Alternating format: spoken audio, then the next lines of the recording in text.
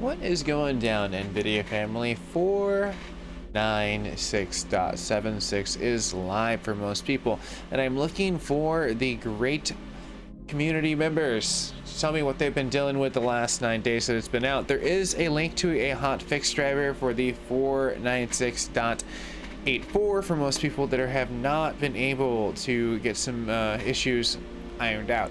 But for most new people, my name is Mac here at the MacGyver7 channel. Hit the subscription button and accompany with the notification bell and get excited because there's more technological news coming up next after we get past some benchmarks and some really good, actual freaking really cool patch notes. As we scroll over here before we jump into the actual benchmarks, we can see that the new driver supplies a great amount of DLSS support for the Battlefield 1942. On top of that, it also accompanies some other great stuff for as far as cores, the bright memory and infinity for farming simulator 22. Yes, they are stomping down also with the pavement of Hot Wheels Unleashed and the myth of the empires. Also, the Ruined King gets a little bit more of a League of Legends, and we can see some of the gaming technologies, including some of the image scaling. On top of that, for as far as newer features and changes that we can see that has been brought to the table, is the added image scaling to the portion of what we can see the application boost in the frame rate and the level of sharpening. So these are things that are going to be a little bit more accessible through the backdoor panel, which is very easy if you take a look at it like this. It should be able to pull up directly. But for right now, we're going to go ahead and join back over here where we can see that the World Rally Champion gets a grade for game crashing no more on launch. Tom Clancy also gets a portion of no more flickering with the text on top of the Transport Fever. The game's crashing and upon launch. A lot of launch titles were just not getting a boot loading. Now on top of that, for as far as Fever 2, it also is joined towards the pointer and the occurrence of the display driver. Quake 2 on top of the image corruption occurring with blurred and pretty much just the blooming effect on the backgrounds. Far Cry 6 inside of DirectX 12, inside of the RTX 3070 Ti's, which were the Ultra plus the DXR with the HD text inside of the games that would crash in 4K. Detroit Become Humans also had some random shuddering and freezing occurring in game that they fixed. Red Dead Redemption 2 also gets a nice update with the game crashes inside of the TDR. Now that means it's just maxing out on power, and you can see that the crashes that ran inside of that game should hopefully be fixed. Leave a comment down below. That's always been an ongoing thing for the society of people that are playing Red Dead Redemption. Call of Duty Cold War and the game randomly clashes.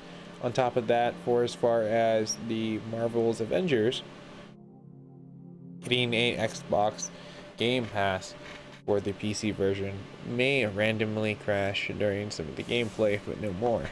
Now there are some newer open issues that I would definitely say take a look at, because there are some workarounds, including Deathloop, but also there was a brand new Deathloop update not too long ago for both PlayStation 5 and the PC, so I would definitely say check that out. I'll link it below because I definitely do have some videos that you can check out on that right after this one. So right now you can see the same thing, Sonic, Water, a lot of the Supreme for as far as the Command and Alliance for as far as performance dropping, but other things they are on the list that have been there for a while, the mouse, everything. So check it out if you're still having some issues. Let's go ahead and get into some benchmarks. Now for brand new people joining in, we have the hardware accelerator on the top, brand new driver on the right, old driver on the left, and hardware accelerator on the bottom for sizing up our scores. So you can see that the older driver does quite well with the ecosystem of Windows is crafted. you know, and one of those things that you can see that will be pushing forward with an advanced portion of time that has been, since it's been about roughly about 9 days since it's been, Windows has updated a lot. So that new Windows update definitely did take a nice chunk. So you have a better performance play with 4K in the DirectX 12 department, unless you're doing something for like Battlefield or something specific that was fixed within this driver. You're gonna get better gameplay with the older driver.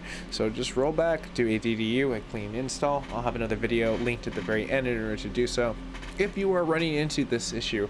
But for as far as what wins between the two, hardware accelerator off tends to always kind of win with Nvidia, which is kind of funny. I really don't think that the novelty of a toggle off and on for as far as this with a PC is really there. I feel like maybe they should just focus on making the driver perform well with Windows or whatever OS it's on. But I don't think this is an issue with Linux from what I hear from most people that are running partitions of GPUs. There's just not a lot of gaming perform like situations. They're just built on there. It's like the mother of all building. Now with 1080p in DirectX 12, we can see that pretty much the same thing happens, but the only thing that changes is the old driver gets stronger when you're looking at the hardware accelerator on. Sometimes you will have the toggle off and on, and as you can see, the bigger difference between percentiles for the way they can size up does take effect with the overall percentage with the hardware accelerator off, with what's going down on top of the situation of the newer driver. But again, look at the point difference, and you can see that how drastic the percentage goes down, which means brackets are falling out between that zone. So this new driver isn't looking that hot. Now we're going to go ahead and dive into DirectX 12, and this is where you start seeing the differences between DirectX 11 as we go into the next scenery. So as you can see here, we have DirectX 11 coming up on top of the situation of performance. Now, with looking at Firestrike in the Ultra, that's 4K plus to Extreme, and you can see that it does take the cake with the hardware accelerator on, for as far as what we can see inside of the situation of what is hitting home runs. So if you're on DirectX 12, stick with the old driver. Newer ecosystem Windows works well. If you go to DirectX 11, you're not going to have that bad of experience. Keep the hardware accelerator on if you're doing 4K, and you're pretty much right as rain. As you can see right now with the older driver though, again, 77%, and you can see it definitely does win. But looking at the robust portions, the old driver still is snaking in. I just wanted to point out that the newer driver does give a little bit of a fight. As you can see right over here, this is where 1080p comes into the DirectX 11 department.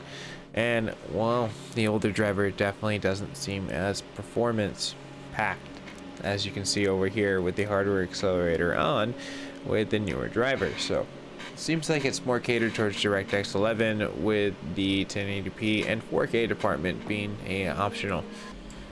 And then we come down to the final verdict. Is it good? Doesn't seem to be so. The wrap up of 9 days later, a newer ecosystem on Windows, and it's still having problems with trying to produce. Now if you're playing Battlefield 2042, then hey, this is probably more than likely your driver, or you had some experience stuff that we went over the list inside of the roundup of what was on the bug list that got fixed for the patch notes. But for most people that are brand new, hit the subscription button. It's absolutely free, helps me out as a creator, and if you do today, who knows what will end up happening in the next driver as it rolls out, and we'll see together if there is performance as pushing forward with the game ready drivers, because this one was kind of meh in my opinion. In seeing drivers, it seems like it was more of a step back, but I am seeing some zippiness with some AMD. Like holy crap, like this is really fun. I am having a great time testing out this one, seeing the night and day difference. So if you're part of the AMD community or someone who's just a GPU enthusiast, get excited for future content that will be rolling across my channel with this being said, I will see you guys and gals in the near future. Stay safe, stay classy, and I will see you there for future content.